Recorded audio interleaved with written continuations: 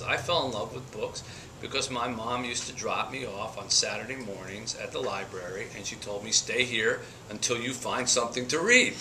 And I tell a story, and I wrote this in the book For One More Day. It's a novel, but it's a true story that actually happened to me. Not many people know that it's real because they think I invented it for the book. But when I was about 7 years old, my mom dropped me off at our little local white one-story library, and I wandered around and I took a book up to the counter. It was 20,000 Leagues Under the Sea by Jules Verne. And the woman behind the counter said, she was an older woman, she looked down at me through her glasses, my shoes were untied, and she said, that's too hard for you, you can't read that, go find another book. So being a dutiful kid, I said, well, okay, so I went, I found a Curious George book, and I got that, and I checked, she let me check that out.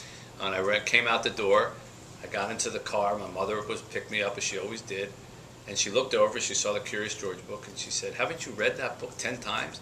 And I said, yeah, but they wouldn't let me take out the book that I wanted to take out. She said, who wouldn't let you? I said, the lady behind the desk. She said, why wouldn't she let you? She said it was too hard. You know, she hits the brakes.